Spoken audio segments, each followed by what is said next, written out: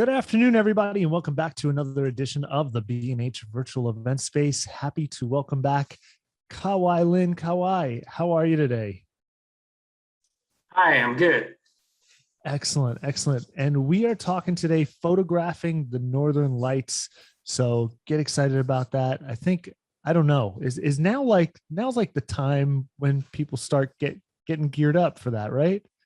Yeah, maybe in 2 months. Yeah. I'm early. I'm a Yeah, it's little early. early. I'm a planner. So for me, I think this is optimal time. I don't like to Mhm.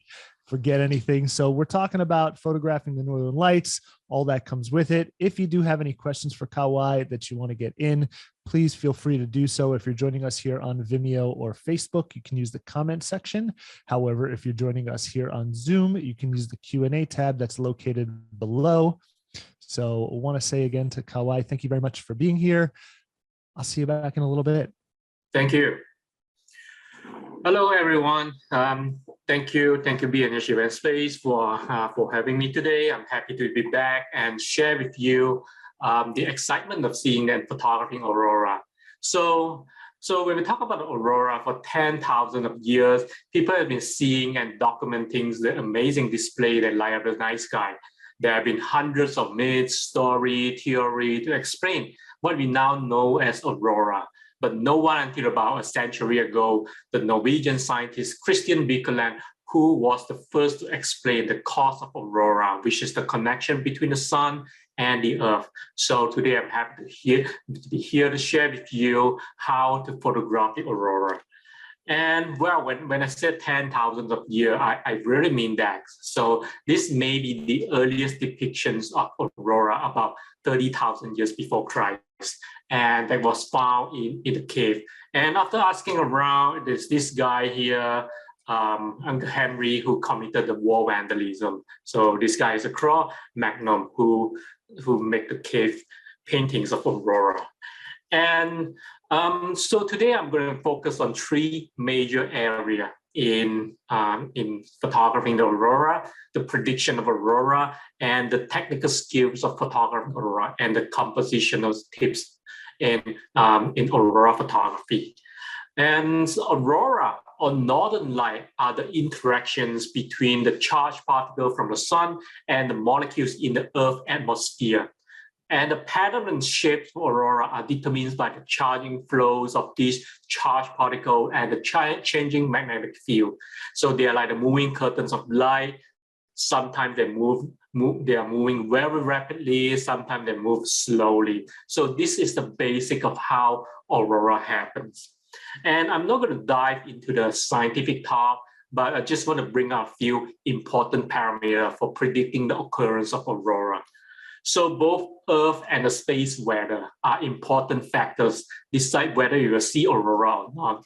When we talk about the Earth weather, the season-wise, autumns and the winter, so which is from September to March, is the best timing in the northern hemisphere as the night times dominate. And the weather-wise, cloud is your boss. You want a clear sky. There's no discussion here, period. And on the other hand, space weather is equally important. There are many factors, but at least three of them that are the most important and give me the highest chance of success. So let's start talking about the space weather. The most important and the most informative site about the space weather is spaceweatherlive.com. And many people like to use the apps on the cell phone that will tell you whether the aurora is dancing tonight or not. However, most of the forecast information are coming from here, this website, the spaceweatherlive.com. And I prefer to read the data for more precise prediction of aurora.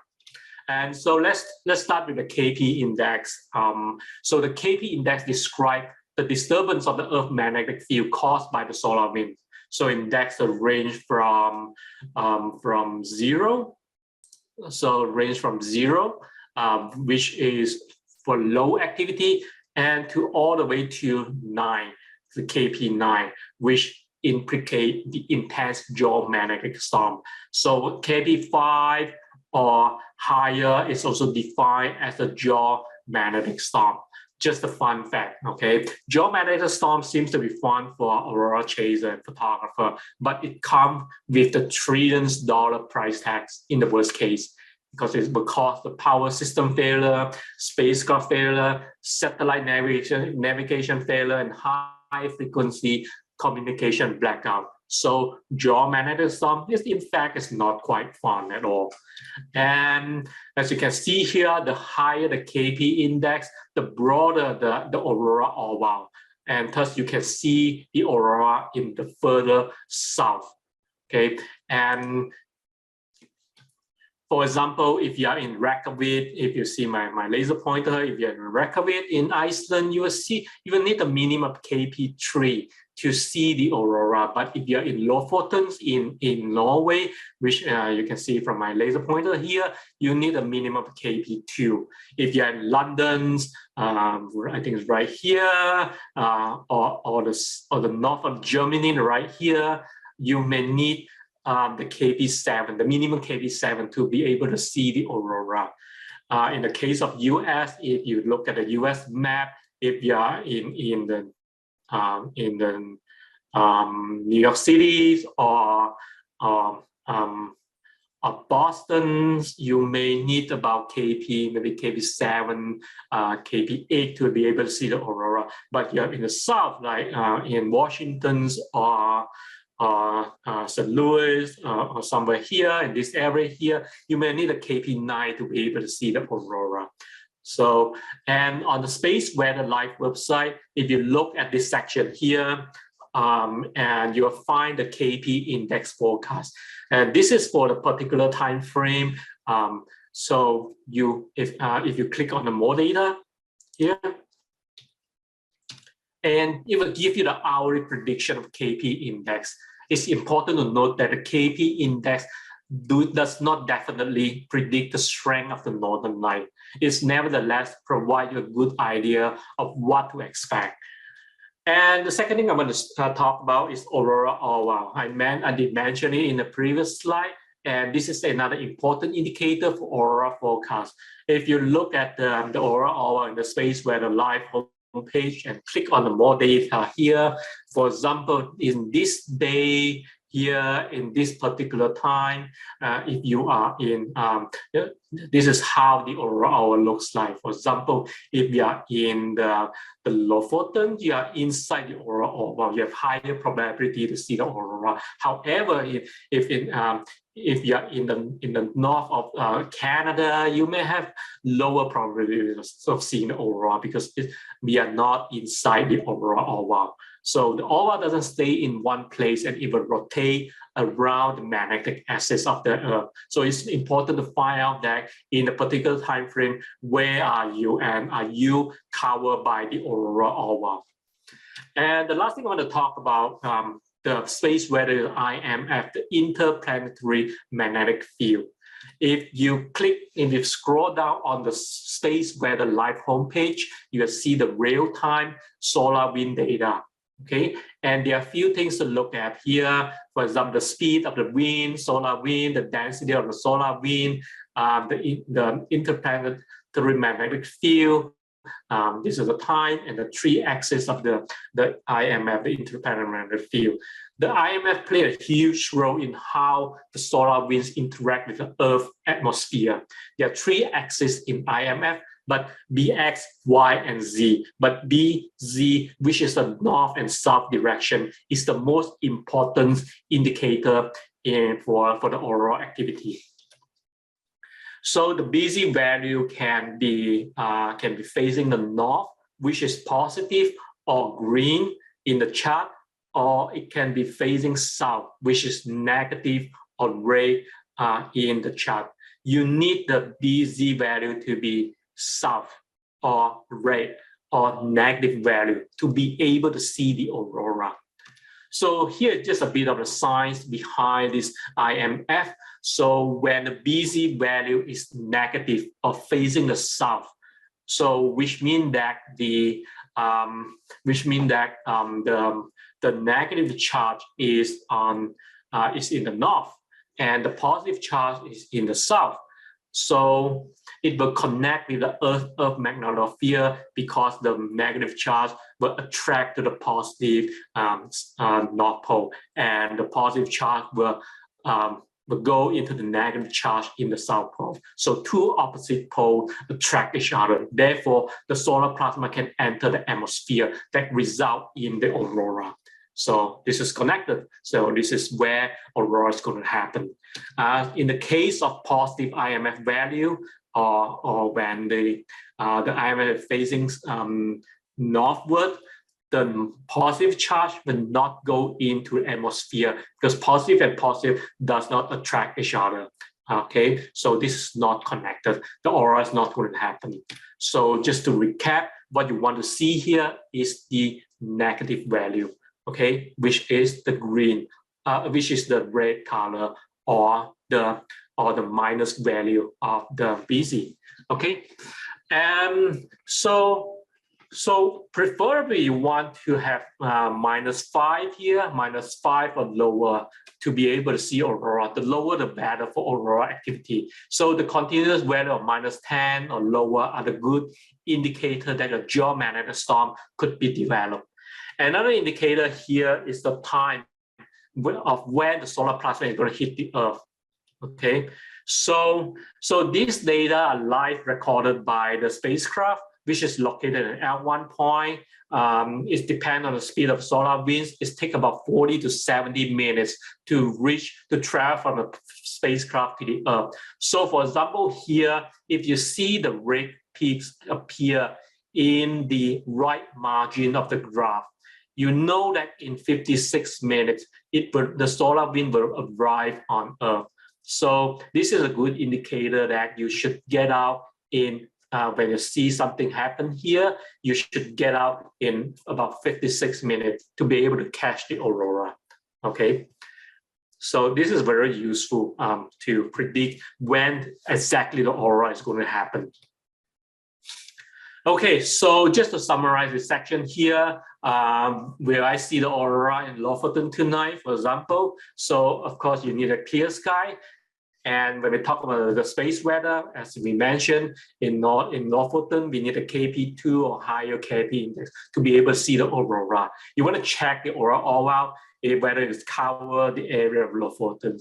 And you need the BZ value of -5 or lower to be able to see the aurora. And the BZ value here, the data here also tell the timing when the aurora is going to happen. Okay, so if all these are match what you want, so this is a good indicator that you're not going to be sleeping tonight. You have to get out to wait for aurora. Okay, so as I mentioned earlier, autumns and winter time, which is from September to March, are the good months to see the aurora because you have a longer night time. My favorite season, however, is the winter time, which is around January to March. Why winter? As you can see from this image here, the left was taken in the Statindens in autumn, while the right was taken in Lofotens in winter. And you can see that with the presence of the snow, it's always a plus as the white color here at the three-dimensionality and the contrast to the landscape. Of course, if the night is cold, autumn is good. Autumn is for you, and you'll still be able to create some good images in the autumn. Personally, I do like to travel to the Arctic in November and December. Usually, I travel to the Arctic from January to March because in November and December, the nighttime is way too long. There's almost no daytime. So this is just a personal thing. So I have been asking all the time, especially during the Aurora workshop, how the Aurora is going to look tonight. Is it going to am I going to see the Aurora the whole night? So this is a simple question with no exact answer. Anything can happen. So it can be a short 1-minute shows. Boom, that's it. That's it. Go back to the hotel. Or it can be 5 or 6 hour continuous show throughout the night. That's happened before, okay? And it can be strong enough to lit up the ground, or it can be faint and it's indistinguishable with the cloud. It looks like a small white patch on the sky. You don't even know whether it's aurora or cloud. It can be happening. Anything can happen. And the color, the pattern, the movement can be changing from minutes to minutes. So in the next couple of slides, I want to briefly discuss about the camera setting, the camera technique of shooting Aurora, both focusing and camera setting. If you're unfamiliar with night photography, I would suggest you to take a screenshot of the following slide by a phone and keep them as a cheat sheet in field. Focus is challenging for beginner photographer when you need to play with the camera in the dark.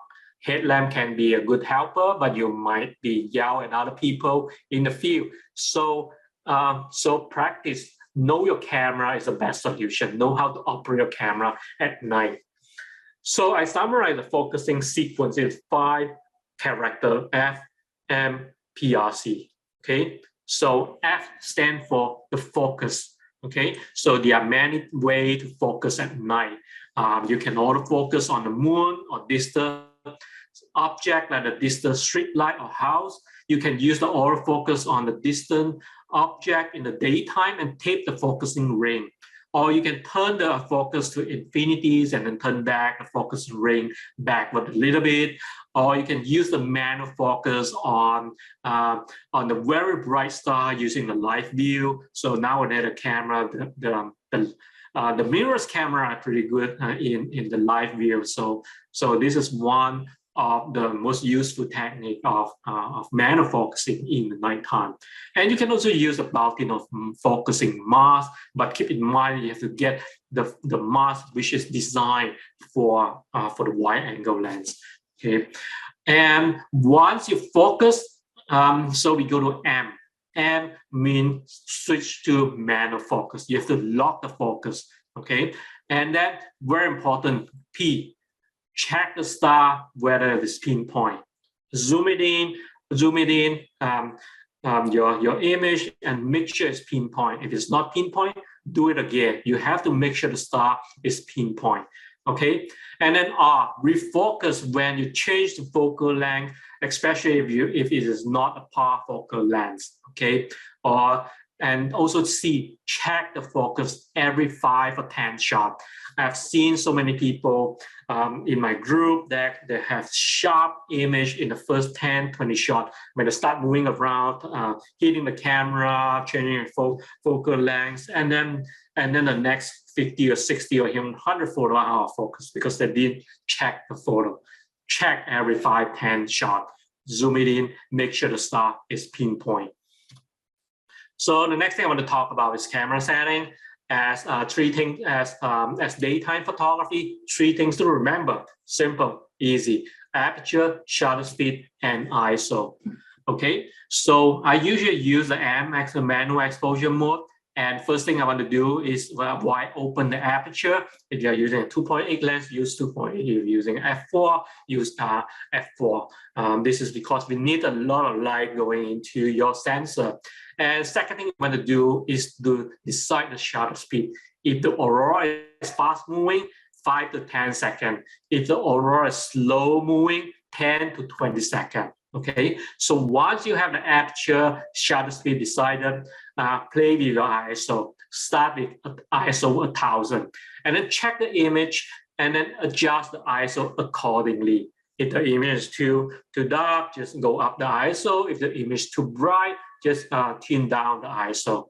So keep readjusting the shutter speed and the ISO based on the movement and the intensity of Aurora. Don't use the same setting from the beginning to the end of the show. It's not going to work. And the solar winds discharge from the sun at a speed of about 400 kilometers per second. So when they enter the Earth, they collide with the particle in the atmosphere and move in the slower speed. So depends on the speed and density of the solar winds and the interaction with the atmosphere, the movement of the Aurora can be very fast and looks different every second. And or they can be very slow and change slowly across the sky. So these 3 images here are just about a minute apart. So you may notice that the pattern doesn't change much. So in this case here, I can use a longer exposure to freeze the movement, to freeze the pattern of Aurora, 10 to 20 seconds, and still retain the sharp the sharpness of aurora, the pattern of aurora. In this case here, I used 30-second exposure because I was using an ultra wide angle lens, and I was using Canon 1DX with kind of relatively low megapixel, 18 megapixels, so it's even more forgiving in using a longer exposure time. So the advantage of using a longer exposure in slow moving aurora is that you can use lower ISO. So these are examples of fast moving aurora. So the show from beginning to the end is just 5 minutes. So in order to capture the pattern of aurora, I need to use much faster shutter speed, about 5 to 10 seconds. And I think for the example here is about 3 or 4 second exposure, because the aurora is moving really fast over the sky. If you use a slower shutter speed, let's say if you use a 10 or 20 second exposure, in this case here, you are not going to see the pattern because it's blurred out by the movement of aurora. So it took some time and experience to have a good nose. Once you figure out the optimum camera settings, the best thing to do is to capture the sequential movement of aurora. So just keep pressing the shutter buttons or set the continuous shooting in the intervalometer.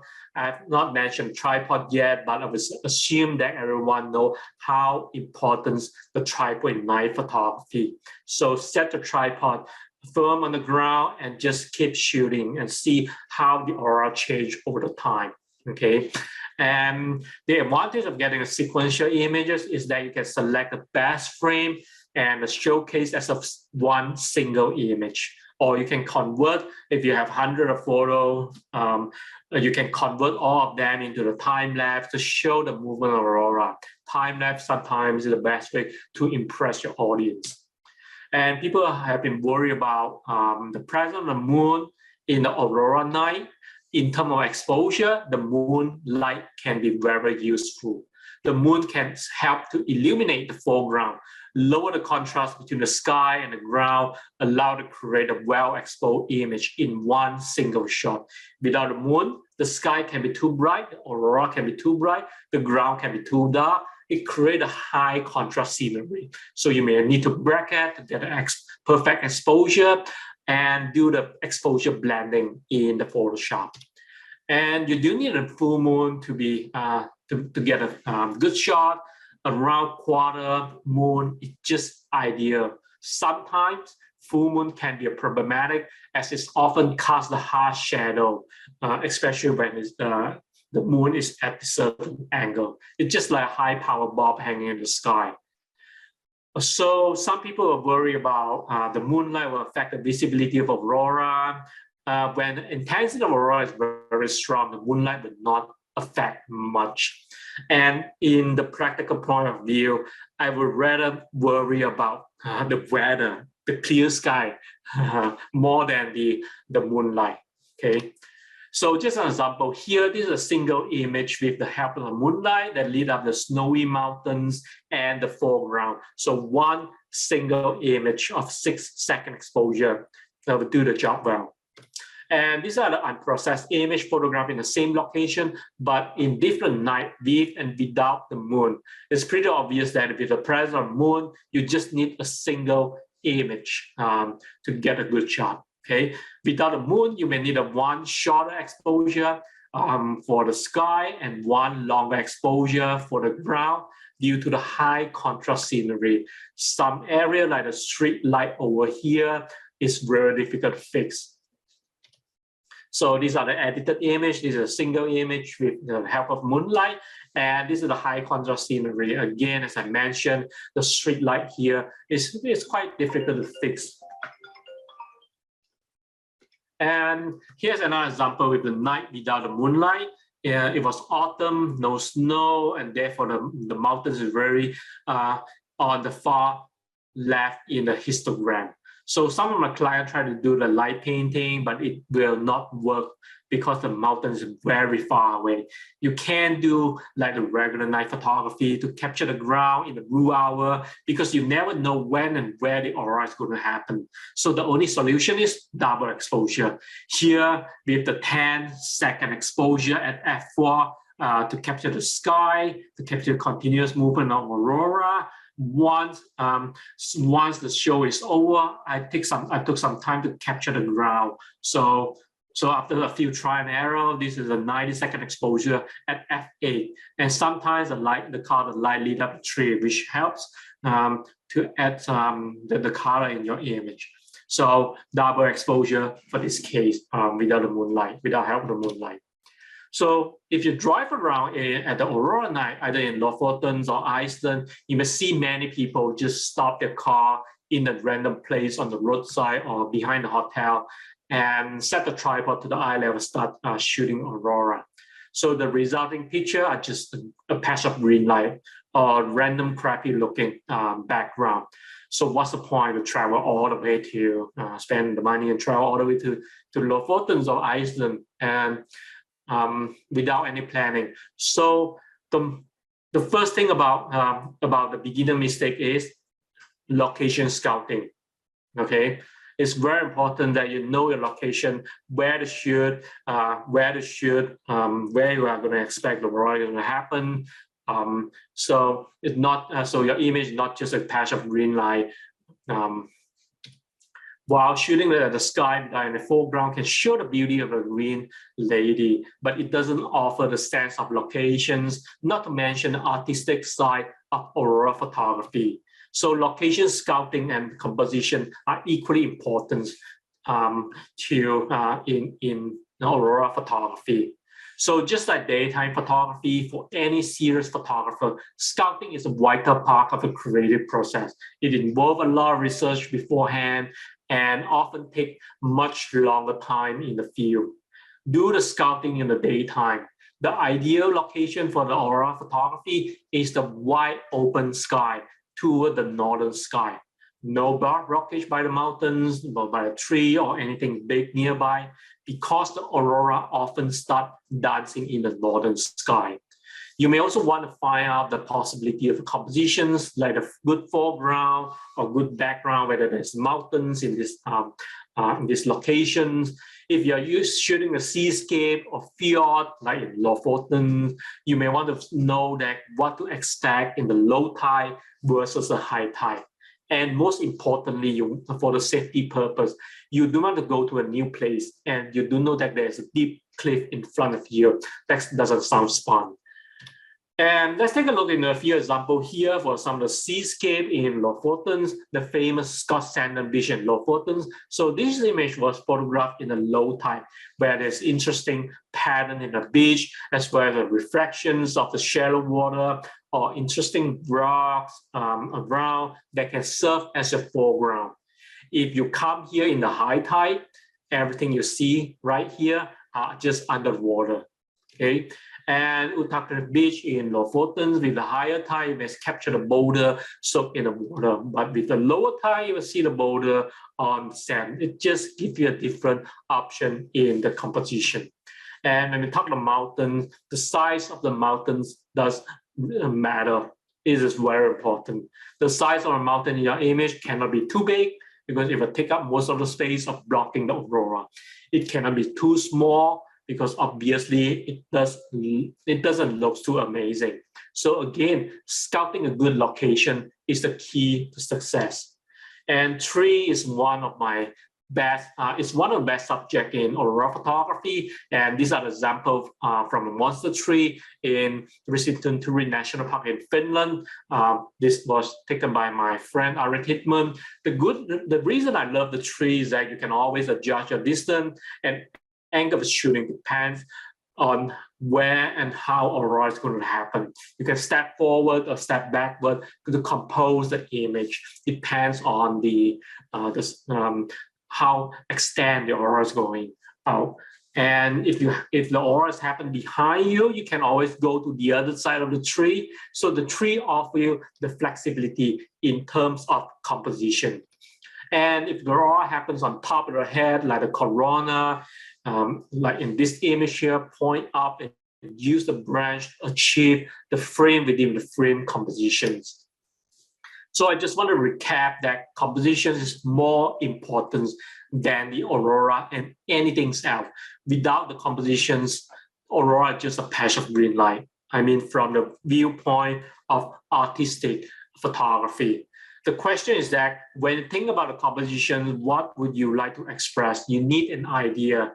You want to express, you want to show the majestic mountains, the dancing green lady under the majestic mountains, or serenity of winter landscape, refraction, the spooky forest, or dynamism of water. You may want a clear idea instead of just going blindly. And in the last section of my presentation, I'm going to talk about the composition trial for the wide-angle landscape photography. Again, back to location scouting. The more you know about the location, the better you can do in composition, especially if you are going to make a quick decision in the dark. So let's take a look at a few examples here. Refraction, be alert of refraction. It can be calm water of a fjord, the lake, or just a small patch of water. If you see refraction, don't let it go. Just make it happen. Refraction can be extremely rewarding. It produces stunning results most of the time because refraction often creates a symmetric composition that brings the sense of balance, somehow synonym to peacefulness and tranquility. So when you see the refraction, make it happen at all costs. And we talk about usefulness of the moon, but the moon itself can also be the part of your image. Be creative of what you can find in the field. With the use of small aperture, like f14 in this image, the moon burst can be an interesting element in your image, along with the winter landscape, the mountains, and aurora. It can be a big bonus added to your image.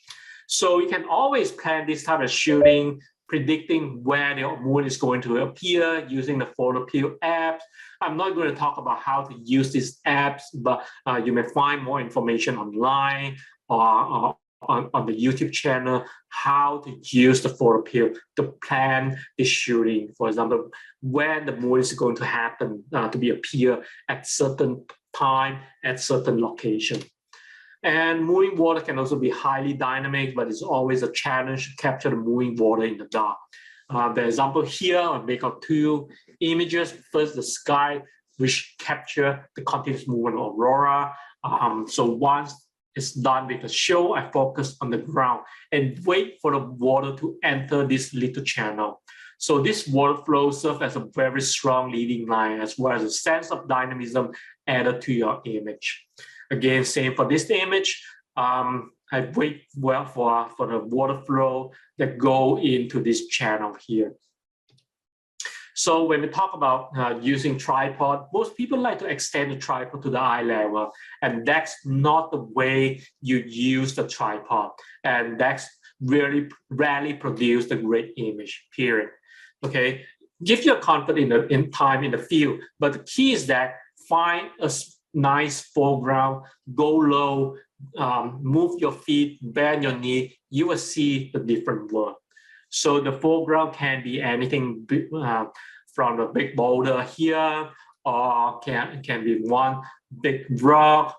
So if you go low, get close to the foreground, it enhances the visual impact of the images. And it can be a frozen lake like in Senya, the Tunganisat beach in Senya Island, or it can be a complex terrain or anything. Again, the better you know about location, the higher the chance you may find a good foreground, regardless of what directions the aurora is going to show up.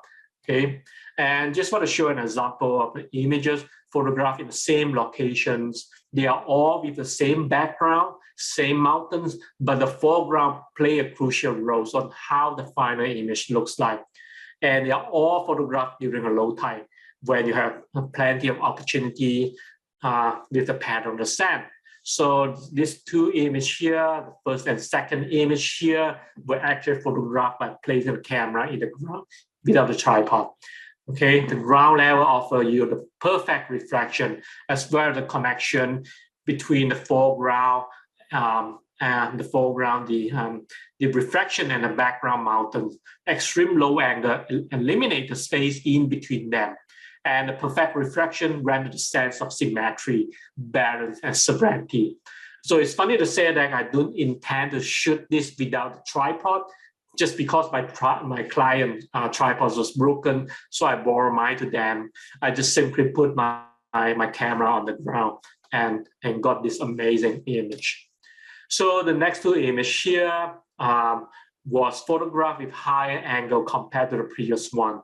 So as you can see, the foreground and background are more separated. There are more space in between them. They're still great image, to my opinion. It's render very different sensation. You can feel more sense of depth in this image with a higher angle shooting. And for this image here, I intend to place a big rock to the right because the amazing arch of Aurora and the reflection are to the left. Therefore, both render the balance to the image. Or you can interpret that all the line from Aurora, the reflection and the pan on the sand are pointing toward the mountains and the rock to the right, which is kind of the balance. And the last thing I want to share with you today is the composition trial. The concept that I use when photographing the landscape with the ultra wide angle lens and the way to create a visual story. I think this concept is working very well in Aurora photography because we use a wide angle lens most of the time while shooting the Aurora photography. Okay, so let me tell you how this image was being crafted. The three processes being involved are element selection, element balance, and element placement. To tell a story in landscape photography is very different from other branches of photography. For example, in travel photography, in portrait, or in journalism photography, the story can be told straight by capturing the moment. For example, the unexpected event, the facial expressions of people, or the interaction between two people, or the interaction between two animals in wildlife photography. Those are the elements that tell the story. In landscape photography, it works very differently. When the viewer look at the image, you want them to see the image as a complete story by connecting all the elements in the image together. So all the elements in the image have their own roles. They are not isolated entity. They have to be interact with each other. So the idea of composition in landscape photography is to create an image with a continuous story. So what is element selection? To create an image, you are just given a frame with definite size, so you cannot put everything inside the frame. You have to select the element that you want or the element that contribute to the story into the frame. For example, in this image, the foreground elements, the rocky surface and the water, your background, which is the mountains, and the sky with Aurora. Just three elements, that's it, okay? And this is called the addition.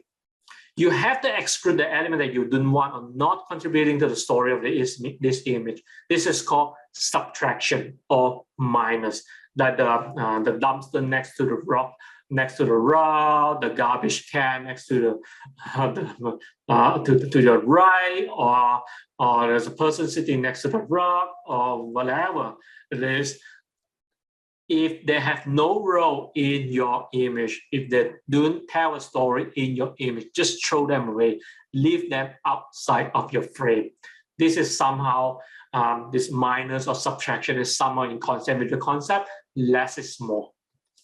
So once you have the elements, you want to consider how they look in the images. This is called element balance. What's the multiplication? With the use of wide angle lens, the perspective distortion enlarge the foreground element that you want to add the visual weight to it. So this is called multiplication. Usually the foreground elements are not iconic, like the rock or the water. So they carry very little visual weight. So by enlarging them with the perspective distortion, we add the visual weight to it so that it can balance with other elements in the image. For what is division? Ultra wide angle lens will shrink the background element, which is the mountains, to reduce its visual weight. So the mountain here is an easily recognizable landmark of this beach. So it's the protagonist of this story. Therefore, it carries significant larger visual weight than other elements. By making it smaller in the image, it can balance with other elements in your image. So once you have everything ready, let's put all together by using the concept, the element placement. So by posing a camera in a three-dimensional space, up and down, left and right, front and back, you can change the position of this element or their relative positions in the image in a totally different way. This is how all the elements were placed. The water flow are coming from the corner and forming a leading line that guide the viewer eye going from the foreground to the mountains. So another viewer move from foreground element to middle element, from lower left to the middle right. And then the mountains and then the viewer eye go further to the sky where the aurora is spreading outward. That guide the viewer eye moving from middle right to the upper left. So this process here, the zigzag, the implied zigzag line here, lead your viewer eye to read the story of the image, following the path formed by these elements and the implied vector. So this is what I call the visual continuity, a way of landscape photographer tell the story. So at this point here, you may realize that the possibilities of photographing the aurora are just endless. Okay, it's not just about the patch of green light, but from the perspective of the artistic photography and the compositions, the sky is not the limit. Your imagination it is. So I hope you enjoy this seminar, and I hope you learn something on how to predict and how you can photograph a good aurora images. So if you have a chance to visit somewhere in the north, you may easily apply this technique to get a good image. So before I end my presentations, I would like to point you to my website. So I run photo tour all year round. Welcome to check out my website. If you want to look at more of my image, welcome to my website, and you're welcome to follow me on Facebook and Instagram. And with that, thank you for your attention, and thank you B&H for hosting me today. So with that, I would take question. Awesome. Thank you. Yeah, Kah-Wai, thank you so much. For anybody who's interested, I know Kah-Wai put up a list of his workshops, and Derek and I were talking about it with Kah-Wai previously in the green room before live. If anyone wants to pay for Derek or I to go, we're more than welcome to. Thank you. You can send us on those trips. We won't decline. So first, Kah-Wai, Elizabeth is asking, what do you mean when you say bracketing the perfect shot? Can you explain that a little bit more in depth? Okay, so as I mentioned in my seminar, sometimes, especially without the moonlight, you were facing the high contrast scenery. The sky can be very bright, it lit up by the aurora. The aurora sometimes can be very bright, but at the same time, if without the moonlight, the ground, like the mountains or your foreground, can be very dark. So in this case, you may need to use the double exposure. One exposure, short exposure to expose to the sky, to aurora, and one much longer exposure to expose to the ground. And when you go back home, put both image together, do the exposure blending in Photoshop to get a well-exposed image. Yeah. Awesome. And in terms of, we talk with a lot of people about, photographing the Northern Lights, and obviously that's something that people are always so interested in learning about and planning for. When it comes down to it, if somebody doesn't have the means to maybe go on a workshop and they're planning something on their own, is there something you can recommend in terms of, I know a lot of people have certain sites that they like to use. Some people like certain apps that they use. Is there anything that you recommend to kind of help plan that out for somebody who might be looking at a first time? Yeah, so you may want to look back to this video. I have a lot of those details. If you want to have more sophisticated way to predict aurora, go to the spaceweatherlive.com, look back at the video, and I prefer to read those data rather than use the apps. But if you want to go to the easy way, sometimes the apps can be helpful. There are tons of apps on the App Store. They tell you today the aurora can happen, so they have a high chance of aurora to go out or not. So these are two ways to plan your shot. And I think the most important thing is to know your camera. So most people can't operate a camera in the dark. So know your camera is very important. So we want to know how to operate a camera in the dark. So you don't want to turn on the headlamp when everybody is shooting. And other things is to scout the location. You don't want to go to a new place and without knowing what's going on there. Yeah. So these are the three key of a good planning. Yeah. Sure. Talking a little bit about camera equipment. I know we talked a little bit about gear and some basic settings, things like that. Is there a recommendation you have, or a certain point at which you think that somebody needs a certain level of camera in order to capture the aurora? Some kind of basics at a bare minimum in order for them to come back with something usable. Okay, so it's funny to say that I have a few clients which are not photographer. They got a good shot with the iPhone.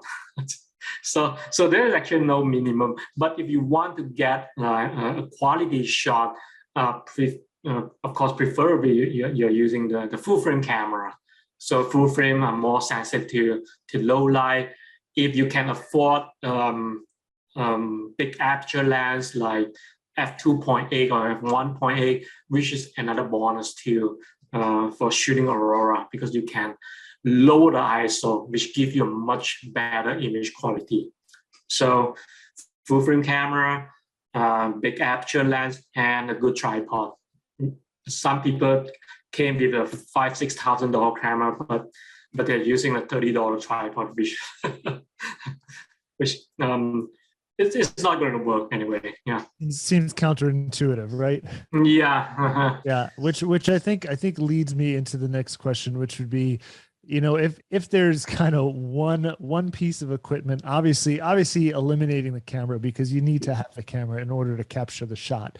But removing that from the equation, what would your one non-negotiable piece of equipment be that you would recommend everybody's got to have, whether it be a solid tripod or a good pair of gloves? I know everybody's got their go-to of what they say you've got to have when photographing the Northern Lights. What would yours be? Yeah, tripod. A good tripod is very important. And yeah, as you mentioned, glove, or you have to keep yourself warm in the winter night, because you are standing outside for a long time, maybe 4 hours. So, for example, in Lofoten, the nighttime is not as cold as the winter in the New York City, but you have to stand out there for 5-6 hours. So yeah, you need to take care of yourself. Yeah. I would even venture, and I think people always overlook. They always recommend the gloves. Mm-hmm. If you've never stood outside in a freezing cold day, boots, a good pair of boots really go a long way. And I've learned that lesson the hard way. Mm-hmm. Standing outside for the Macy's Thanksgiving Day Parade. Nothing like a good pair of nice warm boots when you're standing out there freezing. Oh yeah. Yeah. Sometimes for landscape photography, you even have to stand in the snow. So yeah. Awesome. Now, Jeff wants to know, in terms of infrared, would an infrared camera result in showing anything, or would it be a complete wash? I'm not sure. I never tried that before, and I never seen any infrared photo of aurora. Yeah. There you go. Jeff's gonna have to join you and try it out. Yeah.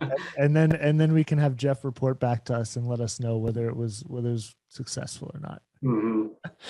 Awesome. Well, that's all we've got here today, Kah-Wai. I want to thank you again for joining us and being here, providing us with a ton of great information. Elizabeth said, thank you so much. You've got to come back and bring some more information. Really appreciated it.